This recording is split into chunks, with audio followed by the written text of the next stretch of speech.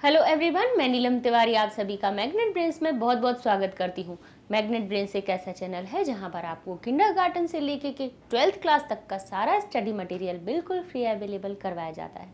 तो जैसा कि अब हम अपने पाठ की ओर चलते हैं, आज हमने लास्ट 2 वीडियोस बनाए हैं आप लोगों के लिए प्रश्न निर्माण के। ठीक है कि प्रश्न निर्माण किस प्रकार से किया जाता है, क्योंकि जो हमारे प्रश्न निर्माण में जो रेखांकित शब्द होते हैं वो या तो स्त्रीलिंग शब्द होते हैं या पुल्लिंग शब्द होते हैं या नपुंसकलिंग, तीन ही तरह के शब्द होते हैं। और उनके स्थान पर हम कौन से प्रश्नवाचक शब्द लगा दें उनको हमने उन वीडियो में बता दिया। क्योंकि जो किम शब्द होता है, किम का अर्थ होता है क्या या कौन, वो स्त्रीलिंग और पुल्लिंग और नपुंसकलिंग तीनों के लिए अलग अलग तरह के 21-21 रूप बनते हैं। ठीक है, तो उनको हमने समझा दिया। और भी कुछ जो प्रश्नवाचक शब्द थे उनको भी हमने उस वीडियो में बता दिया। उन दोनों वीडियो में, मतलब एक में हमने पुल्लिंगवाची बता दिए और दूसरे में स्त्रीलिंगवाची और भी जो शब्द थे उनको भी हमने साथ में समझा दिया। ठीक है, तो जो बच्चे प्रश्न निर्माण के लिए बोल रहे थे कि मैम करवा दीजिए, और हम भी ये चाह रहे थे कि पहले हम आप लोगों को प्रश्न निर्माण का करवा दें, वो बीच में टाइम नहीं मिल पाया। कुछ टाइम में बीच में हमारी लीव भी हो गई, छुट्टी भी हो गई, तबीयत ठीक नहीं थी, तो इसलिए वो चीज़ बीच में रह ही गई, छूटती गई। लेकिन आज हमने सोचा कि 6th लेसन अपना शुभाषितानी पहले शुरू करें, उसके पहले हम आपको प्रश्न निर्माण करवा ही दें, क्योंकि हर अभ्यास में अपने आएंगे तो फिर हम क्यों अंदाज से ऐसा करें, हमें पूरा सही ज्ञान हो जाना चाहिए, फिर हमें कुछ समझ परेशानी नहीं होगी करने में, है ना। क्योंकि जैसे अपन ने ग्रामर को समझ लिया तो अब संधि समाज सब आसान लगने लगे हैं। तो ऐसे ही हमारा जब अब ये लास्ट एक टॉपिक बचा हुआ था प्रश्न निर्माण का ग्रामर में, वो भी अब पूरा हो गया। ठीक है, तो अब चलते हैं अब हम अपने पाठ की ओर, जो हमारा है पाठ 6, षष्ठः पाठ शुभाषितानी। ठीक है, शुभाषितानी क्या कहते हैं कि प्रस्तुतो अयम यानी ये प्रस्तुत अयम, इस दिए हुए, इस प्रस्तुत किए गए पाठ में विविध ग्रंथात यानी विविध ग्रंथों से, विविध ग्रंथात से का अर्थ निकल रहा है। देखिए, हर एक शब्द को पढ़ कर उसमें आप विभक्ति से उसका अर्थ लगाने की कोशिश हमेशा किया कीजिए, जिससे क्या होगा आपके, फिर क्या होगा आपकी उसमें नॉलेज डेवलप होती जाएगी, आपको उसका हर एक चीज़ का अर्थ समझ में आने लगेगा। जैसे देखिए, इंग्लिश में भी या हिंदी में जब आप लोग पढ़ते हैं, जब आपने इस भाषा को सीखा, बचपन से सीख रहे हैं ना, इन का यूज़ सीखा, ऑन का यूज़ सीखा, आपको पता चला कि किस वर्ड को लगाने से विथ लगाने से साथ का अर्थ निकलता है, बिकॉज लगाने से क्योंकि निकलता है। तो इसीलिए अब हम भी अपनी संस्कृत जब सीख रहे हैं तो उसमें भी हम क्या करेंगे कि हर एक शब्द की विभक्ति का अर्थ के साथ लगाएंगे। जैसे लिखा ना विविध ग्रंथात, इसका अर्थ क्या हुआ, आत शब्द यानी पंचमी विभक्ति का लगाया हुआ, जिसका अर्थ क्या निकल रहा है कि ग्रंथों से का अर्थ निकल रहा है। तो बोले प्रस्तुत अयम यानी इस प्रस्तुत पाठ में क्या विविध ग्रंथात, विविध ग्रंथों से संकलिता नाम शब्द कहाँ आता है अपना, रामानाम नाम आता है शब्द, संकलित हुए, बोले कैसे, 10 शुभाषितानाम संग्रतो वर्तते।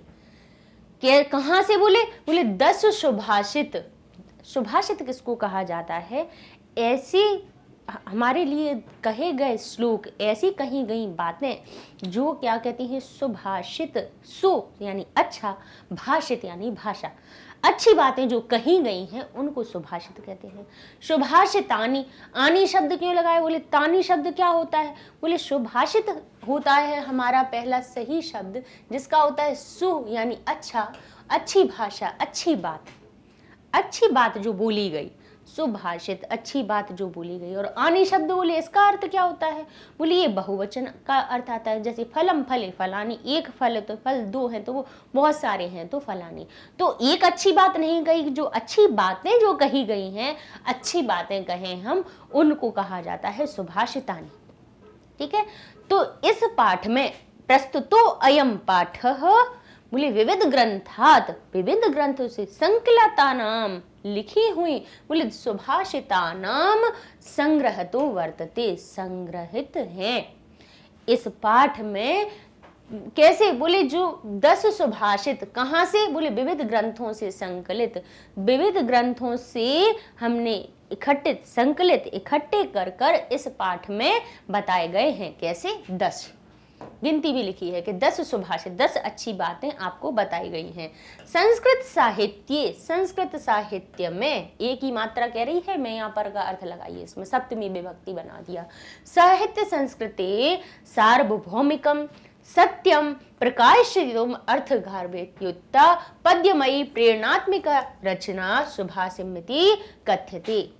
संस्कृत साहित्य में सार्वभौमिक यानी सर्वभूमि, सभी लोग जो भूमि पर रहते हैं उनके लिए बोले उसको कहते हैं सार्वभौमिक। सार्वभौमिक शब्द आपने बहुत पढ़ा होगा, अर्थ क्या निकलता है, बोले भौमिक यानी भूमि पर रहने वाले सभी लोगों को सत्यम प्रकाशितुम, सत्य का प्रकाश दिखाते हैं, अर्थ गांभीर्यतुम, अर्थ की गंभीरता, बोले पद्यमयी प्रेरणात्मिका रचना, ऐसी पद्यमयी श्लोकों में लिखी गई, पद्य में लिखी गई ऐसी बोले प्रेरणात्मिका, प्रेरणा देने वाली रचना जो सत्य को प्रकाशित करती है, अर्थ की गंभीरता युक्त अर्थ की गंभीरता से युक्त रचना को सुभाषितमिति कथ्यते, सुभाषितानि कहते हैं, सुभाषितमिति कहते हैं।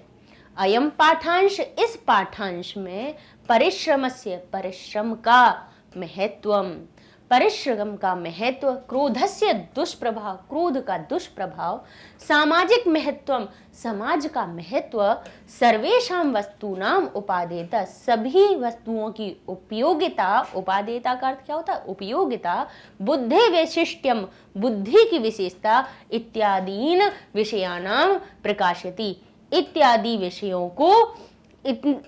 विषयों का बोले क्या को प्रकाशित किया गया है। जैसे रामायण कहते हैं, रामायण शब्द बनता है, बालकान शब्द बनता है, द्वितीय विभक्ति का बहुवचन देखिए, तो यही हो गया विषयान, विषयों को प्रकाशित किया गया है। ये हमारा इसका अर्थ हो गया। सबसे पहले जो हमारा भूमिका रहती है उसको पढ़ना बहुत जरूरी होता है, क्योंकि उसी से हमें उस पाठ के अंदर की सारी चीज समझ में आ जाती है कि अब इस पाठ में हम क्या पढ़ने वाले हैं। सबसे पहले हमें ये भूमिका, ये नहीं सोचना चाहिए अरे ये कौन पढ़े, ये थोड़ी ना पाठ में, भाई उसको समझ लिया तो पाठ को समझ लिया आपने, वो सारांश हो जाता है अपने पाठ का। आगे चलते हैं, अब देखते हैं हम अपने पहले श्लोक पर आते हैं, पहले पद्य पर आते हैं, जो हमें क्या बात बताता है, क्या सुभाषित है इसमें। देखें, आलस्यम ही मनुष्याणाम शरीरस्थो महारिपुः नस्त्युद्यमसुनो समो बंधु कृत्वा यम नावसीदति। यानी अब क्या कह रहे हैं कि आलस्य, निश्चय ही, आलस्य जो होता है निश्चय ही मनुष्याणाम, मनुष्याणाम देखिए कौन सा षष्ठी विभक्ति का रूप लगा हुआ है बच्चे, मनुष्यों के, काकी के का अर्थ निकल रहा है इसमें, शरीरस्थो, शरीर में स्थित, शरीर स्थो यानी स्थित, शरीर में स्थित, महान रिपुः यानी शत्रु। आलस्य निश्चय ही आलस्य मनुष्य के शरीर में स्थित महान शत्रु है। नास्त्य, अब देखिए, उद्यम समो बंधु कृत्वा यम नावसीदति। ना देखिए,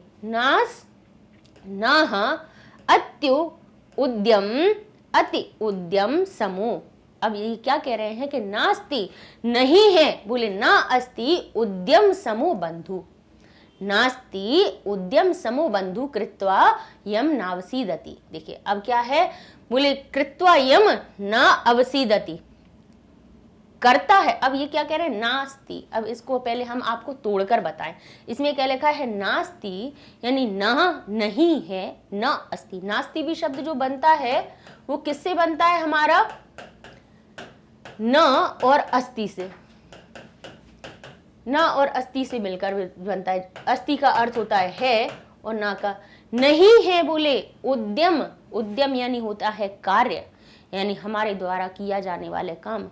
समो यानी समान, बंधु यानी हमारा मित्र, हमारा भाई। जो करता बोले करके, जिसको करके, यम कृत्वा जिसको करके, न अवसीदति जिसको करके कोई दुख, अवसीद किसको कहा जाता है, बोले दुख को, बोले न अवसीदति जिसको करके कोई दुख नहीं रह जाता। यम कृत्वा कृत्व क्री धातु करना हो गई, एक तो आप प्रत्यय करके का अर्थ लगा दिया, इसका अर्थ हुआ जिसको करके, बोले यम कृत्वा न अवसीदति, जिसको करके कोई अवसाद, कोई हमारे अंदर दुख नहीं रह जाता है। ठीक है, अब इसका समझ में आ गया। बोले आलस्यम ही मनुष्याणाम शरीरस्थो महान रिपु, आलस्य निश्चय ही मनुष्य के शरीर में स्थित महान शत्रु है। और तो बोले बंधु कौन है, तो बोले नास्ति उद्यम समो बंधु न अस्ति, बोले समो बंधु, उद्यम के समान बंधु कोई नहीं है। कृत यम कृत्वा, जिसको करके ना अवसीदति, जिसको करके कोई दुख नहीं रह जाता है, कोई दुख हमारे फिर पास नहीं रह जाते, क्योंकि कार्य करते हैं हम हर एक चीज के लिए। जब कार्य करते हैं तो दुखों का निवारण किससे होता है, हमारे कार्य करने से होता है। आलस्य करने से तो कुछ भी प्राप्त नहीं होता। आलस्य करिए, आप कहेंगे अरे बहुत बड़ा वीडियो मैम का बन गया, कौन देखे, आलस्य कर दिया। तो आलस्य कर दिया तो अब क्या कहा कि हम तो छोटा सा देखे ले रहे, 10 मिनट का उसी में पढ़ लेते हैं। भाई हमारा वीडियो लंबा होने का कारण क्या होता है, हमारे वीडियो का लंबे होने का कारण ये होता है कि हम चाहते हैं कि यहाँ पे मनुष्याणाम जो शब्द आया तो उसको बता दें कि इसमें षष्ठी विभक्ति आई, शरीरस्थो इसमें कौन सी संधि है, यहाँ हमारे कृत्वा शब्द है तो इसमें हमारा कौन सा प्रत्यय है। वही हम ये चाहते हैं कि आपको जो भी शब्द बताएं उनके बारे में एक एक चीजें बताते हैं, जहां हम डिटेल पे पहुंचते हैं, इसलिए वीडियो बड़ा हो जाता है।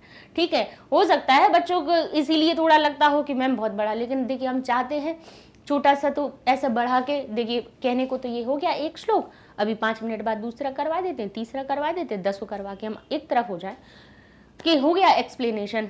लेकिन अगर यही चीज में उन्होंने उसमें पूछ लिया कि अब इसमें आने वाले शब्दों की संधि बताइए, इसमें कौन से शब्दों में समास हुआ है, कहाँ पर प्रकृति प्रत्यय है, तो वहीं पर आपका वहीं पे मार्क्स कट हो जाएंगे, क्योंकि अब पैटर्न वो नहीं रह गया कि वो आगे आप अन्वय कर दीजिए या उसका अर्थ कर दीजिए। अन्वय अर्थ भी आएगा, लेकिन बीच बीच के शब्दों में उनके पर्याय विपर्याय भी पूछ लेंगे। ठीक है, तो इसलिए ये चीजें हमारी थोड़ी सी लंबी हो जाती है जी। तो इसका अर्थ आपको समझ में आ गया कि आलस्य में मनुष्याणाम, आलस्य निश्चय ही मनुष्य के शरीर स्थो, शरीर में रहने वाला महान रिपु, महान शत्रु होता है। नास्ति उद्यम, देखो नास्ति यहां से ले लिया, नास्ति युद्यमन। अब ये आप कहेंगे कि उद्यम क्यों कह रहे हो आप, यहाँ पे नास्ति शब्द कहाँ से आ रहा है, तो अभी हम संधि में आपको बताएंगे कि यहाँ पे यण संधि हुई है कि ई और ऊ का मेल हुआ तो यह बन गया। यहाँ पे नास्त्य युद्यम समो बंधु कृत्वा यम नावसीदति, जिसको करके हमारे पास कोई दुख नहीं रह जाता है। ठीक है, अब इसका अन्वय आप कैसे लिखेंगे कि मनुष्याणाम शरीर स्थो महान रिपु आलस्यम, कि मनुष्य के शरीर में रहने वाला महान शत्रु आलस्य है। ठीक है, अब ये जो ही शब्द है उसको आप पहले लिख सकते हैं ही मनुष्य, शायद इसमें रह गया हो गया टाइपिंग में, लेकिन हम आपको बता देते कि निश्चय ही मनुष्य के शरीर में रहने वाला महान शत्रु आलस्य है। उद्यम सम बंधु न अस्ति, उद्यम के समान, अब जो उद्यम शब्द था यहां से हमने ऊ उठाया, उद्यम सम यहां ले लिया, उद्यम समह बंधु न अस्ति, बंधु जो लिखा है ना वो किससे, समह शब्द का यहाँ पे विसर्ग जो थे वो ओ की मात्रा उत्व संधि से हो गए, तो इसलिए जब हमने उसको अन्वय करते हैं तब उनके जो मूल रूप होते हैं उनको लिख देते हैं। तो क्या कहा हमने, उद्यम समह बंधु न अस्ति।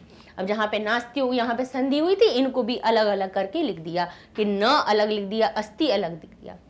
फिर क्या कहा, यम कृत्वा, जिसको करके जो मनुष्य है बोले न अवसीदति, जिनको करके दुखी नहीं होता है। तो यही उसका अर्थ हो गया कि मनुष्य के शरीर में रहने वाला आलसी सबसे बड़ा शत्रु है, परिश्रम के समान, कार्य करने के समान बोले कोई मित्र नहीं है, जिसको करके जिसकी जो यानी जो हम मेहनत करते हैं कभी भी दुख नहीं होता है, मानव को कोई दुख नहीं होता है। ये इसका भावार्थ हो गया। ठीक है, अब हम चलते हैं आपका एक अच्छा की बार जो आपके सुभाषितानी की वीडियोस हम जो बना रहे हैं उसमें हमने क्या किया है, 10 श्लोक है ना, तो 10 को 2-2 पार्ट में डिवाइड कर दिया है कि पहले 2 श्लोक पढ़ाएंगे, उनके संधि समास सब चीज बता देंगे, फिर नेक्स्ट 2 श्लोक ले लेंगे। ठीक है, ऐसे करके आपके हम ये कंप्लीट करवा देंगे। अब हम आते हैं दूसरे श्लोक पे, पहले हमारा परिश्रम और आलस्य के बारे में बताया, अब सुभाषित हमारा कहता है कि गुणी गुणम वेत्ति ना वेत्ति निर्गुणो, देखिए, गुणी गुणम वेत्ति, गुणी जो आदमी होता है, गुणवान जो आदमी होता है, गुणशील आदमी होता है, वो गुण को वेत्ति, वेत्ति का अर्थ होता है जानना, जानाति, जानने वाला। गुण को जानने वाला गुणी ही होता है। ना वेत्ति निर्गुणो, निर्गुण जो होता है, निर्गुणी होता है, उसको गुण समझ में नहीं आते हैं। कैसे कि जैसे एक अच्छा आदमी है, जो अच्छी प्रकृति का आदमी है, अच्छे स्वभाव वाला आदमी है, वो देखिए वो हमेशा सत्य वचन कहेगा, वो हमेशा किसी से भी झूठ कपट नहीं बोलेगा, है ना, किसी के लिए बुरा नहीं सोचेगा। तो वो कैसा होता है, गुणवान आदमी होता है। वो कभी भी वो उन गुणों को जानता है, उनकी परख जानता है और उनकी अच्छाइयों को जानता है, इसलिए वो उन कामों को करता है। और जो निर्गुणी आदमी होता है, जिसके अंदर निर्गुण, निर्गुण यानी जिसके अंदर गुण नहीं होते हैं, निर्गुणी आदमी को गुणों की पहचान नहीं होती है, तभी तो वो उन पे उनका अनुसरण नहीं करता है। जैसे कहा ना कि मेहनत करना चाहिए, परिश्रम करना चाहिए, किसी को परेशान नहीं करना चाहिए, हमेशा सत्य की राह पर चलना चाहिए, दूसरों की भलाई के लिए सोचना चाहिए। तो ये तो गुणी इंसान होते हैं जो इन गुणों को पालन करते हैं, इन गुणों को जानते हैं, तभी तो वो पालन करते हैं। लेकिन जो निर्गुणी आदमी होगा वो नहीं करेगा, वो उन गुणों को नहीं जानता है। तो गुणी गुणम वेत्ति, गुणी जो होता है वो गुण को जानता है। ना वेत्ति निर्गुणो, निर्गुण को गुणों की पहचान नहीं होती। ऐसे ही कहें तो बली बलम वेत्ति, जो बली आदमी होता है, बलवान आदमी होता है, वो बल को जानता है, वो शक्ति को पहचानता है कि शक्ति क्या होती है। ना वेत्ति निर्बलः, निर्बल को शक्ति का ज्ञान नहीं होता है। अब कैसे कह रहे हैं कि पिको वसंतस्य गुणम न वायसः, पिको जो पिक होती है, कोयल जो होती है, वो वसंत के गुण को जानती है। न वायसा, कौआ उसके गुण को नहीं जानता है कि वसंत का गुण क्या होता है। वसंत के आने पर जब कोयल बोलती है, क्यों बोलती है, क्योंकि वो उसके गुण को जानती है कि वसंत की ऋतु कितनी मन भावन होती है, कितनी सुंदर होती है। उस समय कैसे पेड़ पौधों पे नए नए फूल निकलते हैं, वातावरण चारों ओर का, ना सर्दी होती ना गर्मी होती है, बीच का सुंदर मौसम होता है। तो वो उस गुण को, उस वसंत के गुण को जानती है, अच्छाई को जानती है। कौआ उस गुण को नहीं जानता है। न वायसा करी च सिंहस्य बलम न मूषिकः। अब कह रहे हैं कि जो सिंह के बल को करी, और बोले जो हाथी है, करी, कर शब्द किसको कहा, करी किसको कहा गया है, हाथी को, और सिंह के बल को हाथी जानता है, न मूषिकः, मूषक नहीं जानता। चूहा थोड़ी ना शेर के बल को जानता है, लेकिन हाथी उस बल को जानता है। ठीक है, अर्थ ये है कि देखिए यहाँ पे ये बताया गया है कि महत्व, हर एक चीज का महत्व होता है जीवन में, चाहे वो शिक्षा हो। देखिए, शिक्षित आदमी शिक्षा के ज्ञान को जानता है। जैसे आप अभी पढ़ रहे हो और आपको पढ़ने के लिए जब अच्छी चीज मिलती है और आप उसमें लगन से काम कर रहे हो, तो आप शिक्षित हो रहे हो। और जब आप शिक्षित हो जाते हो तब आप उसके महत्व को समझने लगते हो। और जो अशिक्षित है वो तो कहेगा अरे क्या करना है पढ़ लिख के, ये चीज़ उसके मन में आएगी। क्योंकि ये कोई नहीं जानता है कि वैसे क्या मन में, आजकल हम क्या मानसिकता ये चीज़ देखते हैं, और थोड़ी सी हमें कष्ट भी इस चीज़ के लिए होता है कि कई बार बच्चे सिर्फ इसलिए पढ़ते हैं कि हम पढ़ लें और रट लें और उसके बाद एग्ज़ाम में लिखाएं और हमें नंबर मिल जाए, ठीक है, और हम पास हो जाएं।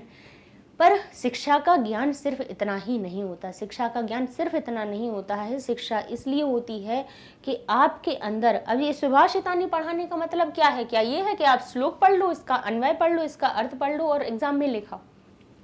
इसका अर्थ ये नहीं है।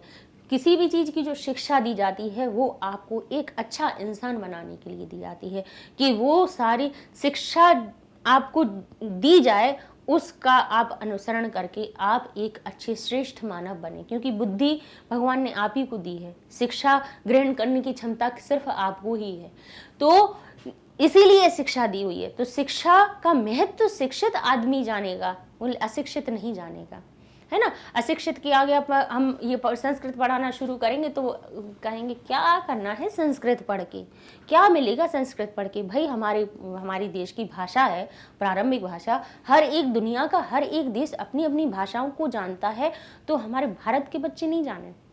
ये बताओ, उन्हें वो संस्कृत से क्यों डरें भाई? हम कह रहे हैं नहीं आपके सामान्य बोलचाल में उपयोग आ रहे, नहीं आपके व्यवहारिकता में याद आ रही, लेकिन आपको उसका ज्ञान होना तो जरूरी है कि आपकी भाई आप साउथ में चले जाइए तो साउथ इंडिया में पूरे तमिल वाले होंगे, तो वो अपनी तमिल भाषा सीखी होगी, उन्हें कन्नड़ सीखी होगी, उन्हें कोंकणी सीखी होगी, जहाँ की जो मलयाली जो भाषा होगी वो सीखी होगी। लेकिन ऐसा संग में दूसरी भाषाएं भी सीखते हैं, ऐसा नहीं है कि दूसरी नहीं सीख रहे, लेकिन अपनी भाषा को नहीं भूलते हैं। ठीक है, तो सेम ऐसी ही है कि महान संस्कृत भाषा है, उसको भी अपन को सीखना है। तो ये गुण हम यही बताना चाह रहे हैं कि गुणी गुणम वेत्ति, गुणी जो इंसान होता है वही गुण को जानता है, ना वेत्ति निर्गुण, निर्गुण को उस गुण की पहचान नहीं होती है। बली बलम वेत्ति, बली को जो शक्तिशाली होता है वो बल को जानता है, ना वेत्ति निर्बलः, निर्बल को उसका ज्ञान नहीं होता है। पिको वसंतस्य गुणम, पिकः जो कोयल होती है वो बसंत के गुण को जानती है, न वायसः, ये वायस यानी कौवा नहीं जानता है। करी च सिंहस्य बलम, और हाथी सिंह के बल को जानता है, ना मूषकः, मूषक नहीं जानता उसको, चूहा उसको नहीं जानता है। तो अब इसका जब अन्वय आपको अगर करने के लिए आए तो आप कैसे लिखेंगे कि गुणी गुणम वेत्ति, सही लिखा हुआ है, निर्गुणम ना वेत्ति, कि निर्गुण ना वेत्ति। अन्वय में हम क्या करते हैं, सीक्वेंस से लिख देते हैं, एक क्रम से लिखना, बात को अपने क्रम से लिखना, जिस क्रम में हम आपको समझा रहे हैं ना उसी क्रम में उसको लिख देना। यहाँ पर क्या होता है, आप कहोगे कि श्लोक में क्या क्रम से नहीं लिखी है, जब अभी हमने कहा ना कि और हाथी सिंह के बल को जानता है, मूषक नहीं जानता है। ठीक है, तो अभी हमने आपको एक एक करके अलग अलग करके बताया ना कि अर्थ कहाँ से निकल रहा है, तो जो अर्थ निकलता है उसी सीक्वेंस में जमाना। अच्छा, श्लोक में क्यों नहीं ऐसा होता है? श्लोक में इसलिए नहीं होता है क्योंकि जो श्लोक में ग्रंथ में जो कवि रचनाकार जो लिखते हैं उनके पास होता है पैरामीटर, ठीक है, जिसमें उन्हें ये उनके पास मर्यादा होती है कि भाई पहले चरण में इतनी मात्रा होनी चाहिए, दूसरे में किस छंद का वो प्रयोग कर रहे हैं, चौपाई का कर रहे हैं, दोहा बना रहे हैं, या हमारा छंद लिख रहे हैं, या शोरठा लिख रहे हैं, क्या लिख रहे हैं, उस हिसाब से छप्पय छंद होता है, अपने बहुत सारे होते हैं छंद, उनमें हर एक की मात्रा का वो होता है, लिमिट होती है कि इतनी मात्रा इधर होनी चाहिए, इतनी मात्रा यहाँ होनी चाहिए, कि प्रथम चरण में द्वितीय चरण में कितनी, उस हिसाब से उन्हें अरेंज करना रहता है ना। इसलिए वो क्या होता है, आगे पीछे शब्द लिखे होते हैं, अन्वय में हम उनको अपने सही क्रम में लगा देते हैं, ये अन्वय होता है।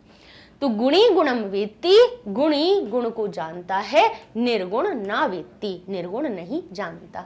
अब ऐसे ही आया बली बलम वेत्ति, निर्बलम ना वेत्ति, ठीक है, कि बली बल को जानता है, निर्बल नहीं जानता है।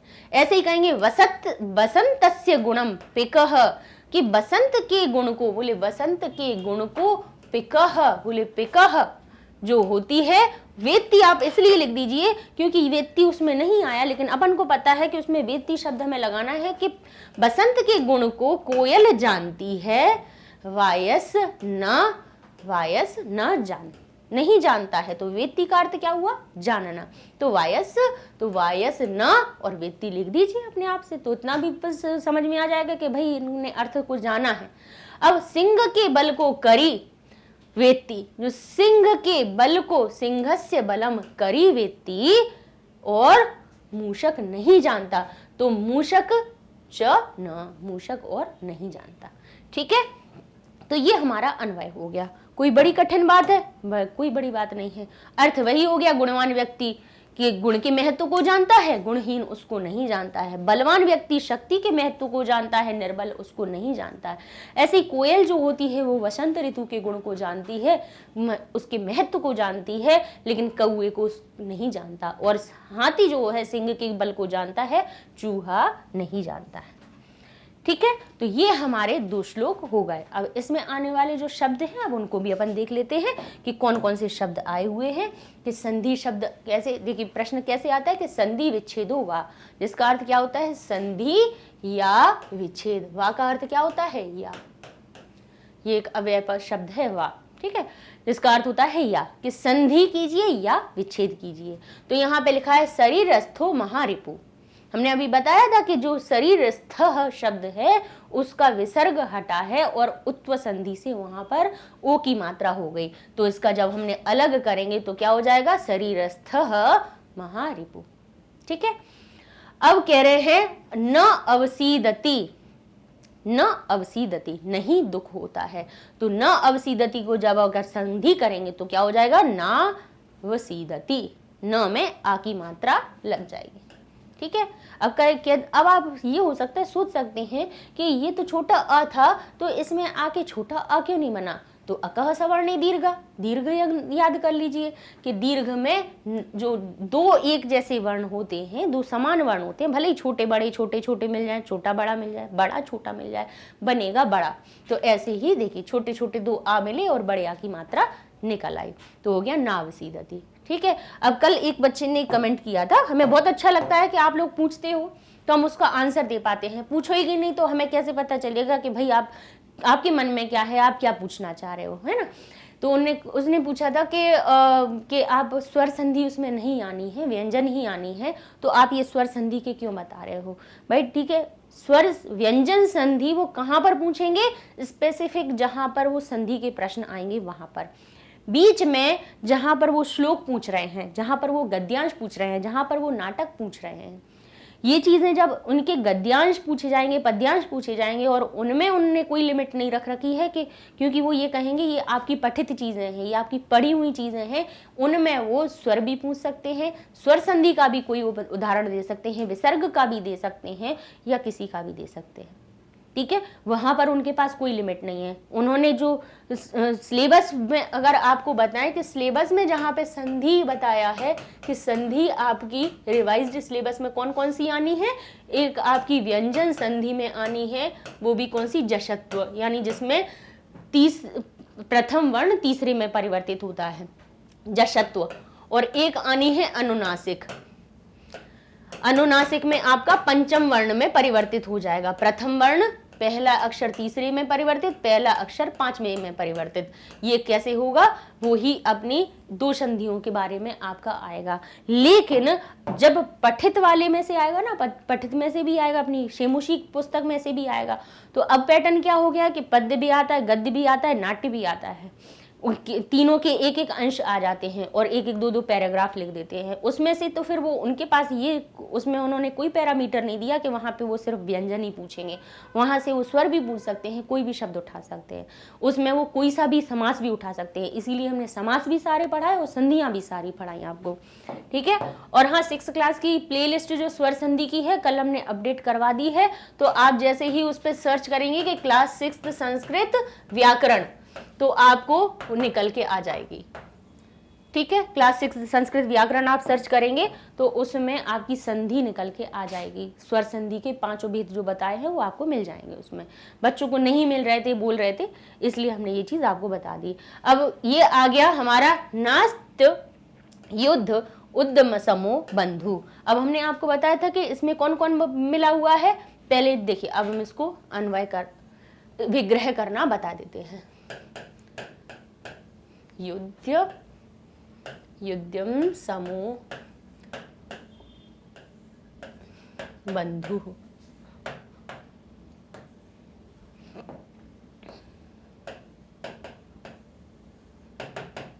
ठीक है, अब यहां से पहले हम क्या करते हैं कि शुरुआत से हर एक अक्षर में से पहले अक्षर निकालना शुरू कर देते हैं। तो यहां से देखिए कि यहां लिखा है नास्त लिखा हुआ है, तो यहां पे क्या लिखा है, न और अस्त्य लिखा हुआ है और ये यू लिखा हुआ है। पहले हमने न को न में से अ अलग कर दिया। ठीक है, अब हमारे पास क्या बचा, बोले अस्त्य और फिर उद्यम समूह, इतना ले लीजिए पहले। बंधु अपना तो बाद में लिखा ही है, उसको अपन देखेंगे कि क्या होना है उसमें। ठीक है, अस्त्य शब्द लिखा हुआ है, हमने आपको क्या बताया था, आधे व्यंजन के बाद या लिखा हो। ध्यान करिएगा, फिर से बात हम बता रहे हैं, किसी भी आधे व्यंजन के बाद, यानी आधा कोई भी अक्षर लिखा हो और उसके बाद या लिखा हो, या लिखा हो, वा लिखा हो, र लिखा हो या ला लिखा हो, इन पे कोई मात्रा हो उससे फर्क नहीं पड़ता। ये याद रखना है कि या हो, वा हो, रा हो, ला हो, आधा भी हो सकता है या मात्रा के सहित भी हो सकता है। तब वहां पर समझ जाइएगा कि यहाँ पे यण संधि हुई है, अर्थात जो आगे वाला आधा जो अक्षर है, ये आधा वाला जो आधा अक्षर है, इसमें या के होने पर छोटी ई की मात्रा लग जाएगी। जब ये अलग होगा तो इसमें क्या होगा, या हटेगा और छोटी की मात्रा लग जाएगी। तो ये जो आ है, आधा सा है, उसके बाद जो ये आधा ता लिखा हुआ है, उसमें हम क्या करेंगे, ये जो या लिखा हुआ है इसके जगह पे हम छोटी ई की मात्रा लगा देंगे, ठीक है। और ये जो स्वर होता है, या के साथ में अगर कोई स्वर है तो उसको हम अलग निकाल दीजिए। तो पहचान क्या करेंगे, मात्रा से करेंगे। अगर कोई मात्रा ना होती और या पूरा होता तो हम समझते कि ये आ से पूरा हुआ है, ठीक है। तो हम क्या समझते कि ये जो य है आ से पूरा होता है और आ हम इसमें लगा देते, लेकिन यहाँ पर हमारे पास ऊ की मात्रा है, अर्थात ये ई परिवर्तित हुई, यानी जो य जो हमारा टूटा, ये यू शब्द लिखा हुआ था, तो इसको जैसे ही विग्रह किया तो आधा पोर्शन आगे वाले में जुड़ जाएगा, आधा पीछे वाले में। तो या की जो या कब से बनता है, किससे बनता है, ई या ई से। तो अस्थि शब्द हमें पता है कि अस्थि नहीं होता है, क्या होता है, अस्थि होता है। तो जो छोटी की मात्रा हमने तापे ही लगाई है, लेकिन हमने आपको बताया था ना कि छोटी की मात्रा जब भी लगाते हैं और उसके अगर आगे कोई सा छोट आधा व्यंजन है तो कहते हैं कि छोटे भाई को अपने पास में लेके फिर मात्रा ऊपर से लगा लेते हैं, ये तरीका होता है। तो इसीलिए जो ता की जो मात्रा है वो हमने सा को साथ में लेके कर ली। तो हमारे पास दो चीजें हमारी हो गई, न अलग हो गया, अस्थि अलग ले लिया। अब हमारे पास क्या बचा, या तो या का काम पूरा हो गया, ई अलग निकाल दी। अब ई जब हमने बाहर निकाली इसकी, तो इसका क्या बचा, छोटा ऊ बचा। तो या की ई जोड़ दी हमने आगे वाले वर्ण में और ऊ की मात्रा जोड़ेंगे अब यहाँ पे उद्यम में। तो ये हमारा क्या बन जाएगा, बोले उद्यम, ठीक है, उद्यम। अब ये क्या लिखा है, समूह। अब ध्यान करना, हमेशा हम आपको बार बार बताते हैं कि जब भी आप विग्रह कर रहे हो तो उसमें देखना कि ओ की मात्रा दिखे, ओ की मात्रा दिखे, ठीक है, आधा रा दिखे, आधा रा कैसे दिखेगा कि आगे वाले वर्ण पे आधा रा ऐसा चढ़ा हुआ होगा, ठीक है, ऐसे लगा हुआ होगा। आधा शा लग के चा लगा होगा, आधा ये वाला शा लग के टा लिखा होगा, या आधा ये सा लग के कोई ता या कोई भी वर्ण लगा होगा। तो ध्यान कीजिएगा कि उसमें विसर्ग लगता है, तभी वो परिवर्तन हुआ है वहां पे। तो ये समूह शब्द जो लिखा है, इसका अगर हम मूल रूप देखें तो क्या होता है, बोले समूह होता है समह। समूह जो शब्द वो क्या होता है, समह होता है। तो न शब्द अलग लगाया हमने, अस्थि अलग लिखा, इसमें अस्थि अलग लिख दिया, फिर ये उद्यम जो शब्द था वो लिख दिया और समूह शब्द में लिख दिया समह। उत्व संधि होती है विसर्ग की, उसमें ओ की मात्रा में परिवर्तन हो जाता है, तो समह, और ये हो गया हमारा बंधु। तो इस प्रकार से न अस्ति उद्यम समह बंधु, ये हो गया हमारा। अब फिर से देख लीजिए, वही बात आ गई, बोले निर्गुणो। अभी हमने कहा आधा रा दिख जाएगा आपको, गुण शब्द हो गया और नी इसका उपसर्ग हो गया। अलग अलग किया तो नी अलग किया, गुण अलग किया। तो अब इस आधे रा का क्या करेंगे, कहां से आया ये आधा रा, ये आधा रा विसर्ग से हट के आया, तो ये हो गया निह गुण, तो हो गया निर्गुण। ऐसे ही आया निर्बलः, फिर से देख लीजिए तो देखिए निबलः, तो क्या बना, रत्व संधि क्या कहती है कि विसर्ग को रा में परिवर्तित कर दिया। जो विसर्ग थे आधे रा में परिवर्तित हुए तो निर बन गया और बलह लिखा हुआ है, तो ये जो आधा रा है वो रेफ की तरह ऊपर चढ़ गया, ठीक है। अपने ये आधे शब्द का क्या गुण होता है, ये कहीं ना कहीं जाके अपना साथ ढूंढ लेता है, अकेला बीच में नहीं रहता है ना। आधा शब्द आप हमेशा देखिएगा कहीं ना कहीं आगे वाले पीछे वाले व्यंजन में अपना साथ ढूंढ ही लेता है। तो पीछे वाला व्यंजन है तो साथ में लग गया। अगर यहाँ पे स्वर होता तो वो क्या करता, अगर यहाँ पर आप कह रहे हैं, अगर यहाँ पे ये जो निर शब्द लगा, निर लिखा है, और यहाँ पे कुछ और लिखा होता, ये निर अंत लिखा होता, तो क्या हो जाता, यहाँ पे ये जो रा है इसको पूरा कर देते तो निरंत हो जाता। अंतर लिखा होता, निर अंतर लिखा होता, तो क्या बन जाता, निरंतर लिख जाता। और निर शब्द किससे बनता है, निह अंतर, तो बन जाता है निरंतर। ठीक है, तो ये अपने संधि और संधि शब्द हो गए जो इन दोनों में आए। कौन कौन से, जो 2 श्लोक पहले के पढ़ाए हैं उनमें जो संधि शब्द आए वो हो गए। अब कहते हैं हम समास विग्रह पे चलते हैं कि शरीरस्थः शरीरे, शरीरस्थः इसका अर्थ क्या हुआ कि शरीर में स्थित। अब देखिए जैसे ही हमने शब्द को बोला, हम क्यों आपको हर एक चीज का अर्थ क्यों बताते हैं, क्योंकि जैसे ही अर्थ जान लेते हैं वैसे ही हमें उसमें छुपी हुई विभक्ति हमारे सामने आ जाती है। जैसे लिखा शरीरस्थः, जिसका अर्थ क्या हुआ, शरीर में स्थित, शरीर में व्याप्त। अब में शब्द आया, में अर्थ बता रहा है कि इसमें सप्तमी विभक्ति अधिकरण कारक है। तो क्या हो गया कि शरीरे, शरीर में, बोले शरीरे स्थितः, शरीर में स्थित। तो जैसे ही विभक्ति चिन्ह का ज्ञान जहां पर भी हो, आंखें बंद करके लिख देना कि वो तत्पुरुष समास है।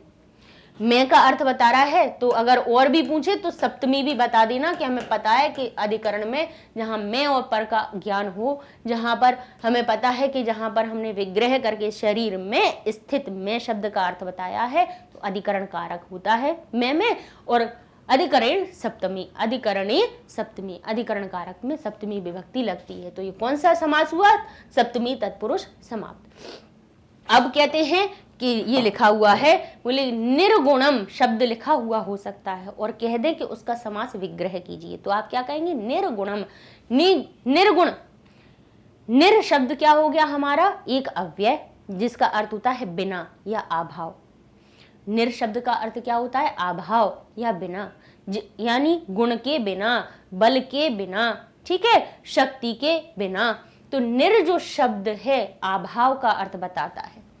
निर क्या बताता है, हमारा अभाव का अर्थ बताता है। ये एक क्या है, अव्यय है। और जहां पर अव्यय जुड़ा हुआ है तो अगर सीधा पूछ लें कि इसमें कौन सा समास है तो सिर्फ आप बता देना कि अव्यय जुड़ा है, तो हमें पता है कि यहाँ पे अव्ययी भाव है।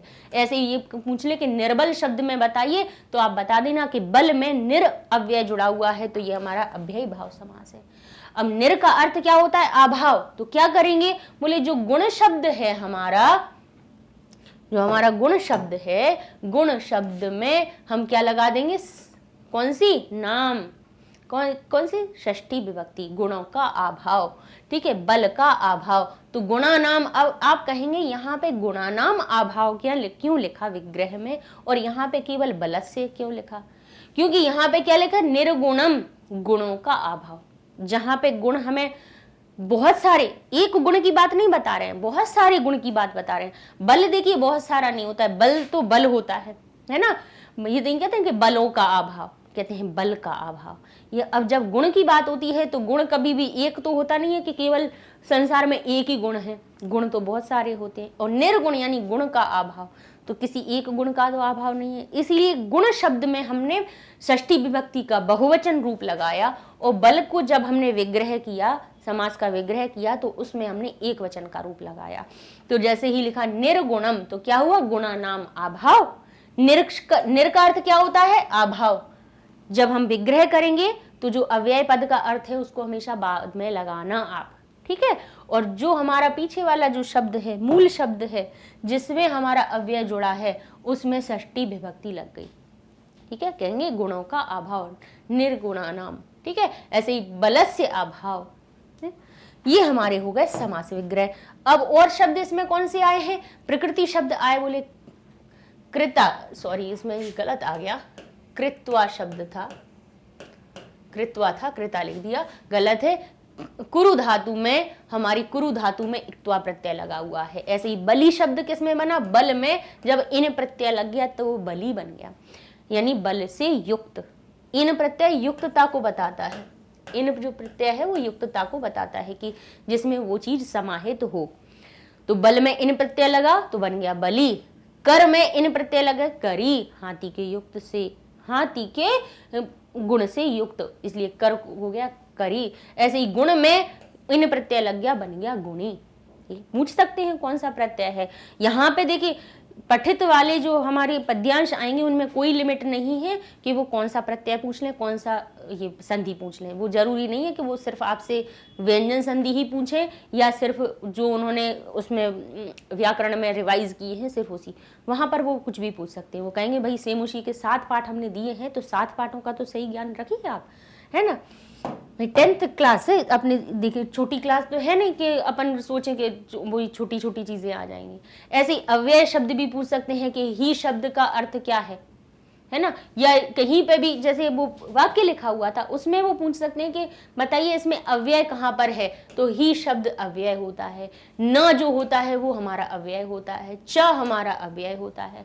अब वाक्य निर्माण नहीं आते हैं लेकिन अगर आ जाए तो अपन को पता होना चाहिए कि परिश्रमणम ही सफला भवन्ति लोका, परिश्रम से ही सफलता मिलती है लोक में।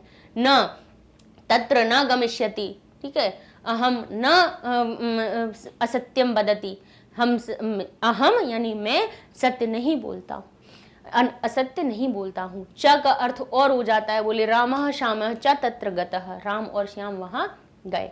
यहाँ पे तत्र शब्द भी एक हमारे पास अव्यय हो गया, ठीक है। तो ये हमारे उस दोनों श्लोकों में आने वाले अव्यय पद हो गए। अब आगे देखें कि जो हमारे शब्द हैं उनके पर्याय विपर्याय भी पूछे जा सकते हैं कि आलस्यम शब्द लिखा हुआ था उसका क्या हो सकता है, बोले पर्याय शब्द क्या हो सकता है, बोले परिश्रमहीन, जो परिश्रम नहीं करता है वही आलसी होता है ना। तो आलस्य का एक हमारा पर्याय शब्द क्या हुआ, बोले परिश्रमहीन। महान का क्या होता है, विशाल, महान को और क्या कहा जाता है, विशाल भी कहा जाता है। अस्ति का अर्थ होता है होना और वर्तते का अर्थ भी होता है होना, ठीक है। ऐसे रिपुह, रिपुह किसको कहते हैं, शत्रु को, तो शत्रु, अरि, वैरी, इनको क्या कहा जाता है, हमारा रिपुह कहा जाता है। मनुष्याणाम तो नराणाम, मनुष्य नर एक ही, जनानाम, ठीक है। बंधु, सखा, सुहृदय, मित्र, न नहीं। आगे देखते हैं और आगे हमारे पास जैसे वेत्ती, वेत्ती को क्या कहा जाता है, बोले जानाती। वायस किसको कहा जाता है, काक, कौए को। निर्गुण क्या होता है, गुणहीन, जिसके अंदर गुण नहीं हो। निर्बल किसको कहा जाता है, बलहीन को। करी किसको कहा जाता है, गज को या हाथी को। बली किसको कहते हैं, बल से जो युक्त होता है। बल किसको कहा जाता है, शक्ति को। आगे देखें, आगे आ जाते हैं हम अपने विपर्याय पे कि आलस्य क्या, विपर्याय क्या होगा, पर्याय बता दिया, अब उसका उल्टा क्या होगा, तो आलस्य का हो गया परिश्रम या उद्यम। महान का हो गया, महान लघु, महान यानी बहुत बड़ा, या अच्छा तो छोटा, तो लघु। रिपुह शत्रु, उसका उल्टा हमारा विपर्याय क्या हुआ, सखा, बंधु, सुहृदय यानी हमारा मित्र, मित्र भी लिख सकते हैं। रिपुह का उल्टा क्या हुआ, मित्र, सखा, बंधु। अवसीदति दुखी होना, तो प्रसीदति खुश होना। उद्यम परिश्रम करना, आलस्यम उसका उल्टा हो गया। अस्ति का अर्थ है, आसीत था। कृत्वा करके, तो ना कृत्वा नहीं करके। मनुष्याणाम तो दैत्यानाम भी लिख सकते हैं, पशु नाम भी लिख सकते हैं, ठीक है, कि मनुष्यानाम और हमारा हो गया पशु नाम। आगे आए विपर्याय पर, तो लिखा हुआ है गुणी। गुणी शब्द का विपर्याय हो जाएगा हमारा निर्गुणी या गुणहीन। करी का हो जाएगा करेणी। हाथी, करी का अर्थ होता है हाथी, और करी करेणी हो जाती है हमारी हथिनी। निर्गुण, निर्गुण शब्द का हो जाएगा क्या, गुणी। सिंह का सिंहनी। बलि का निर्बलः। मूषक का मूषिका। वेत्ती का नावेत्ती, और बलम का शक्तिहीन। ये हमारे विपर्याय भी हो गए, ठीक है। तो अब हम नेक्स्ट वीडियो में अब अपने तीसरे और चौथे, ठीक है, ऐसे हम दो दो करके श्लोकों का आपको अन्वय के संग में सारे संधि समास भी करवाते जाएंगे, ठीक है। तो नेक्स्ट वीडियो में अब कल मिलते हैं, आज टाइम हो गया पूरा, तो कल मिलते हैं, तब तक के लिए धन्यवाद।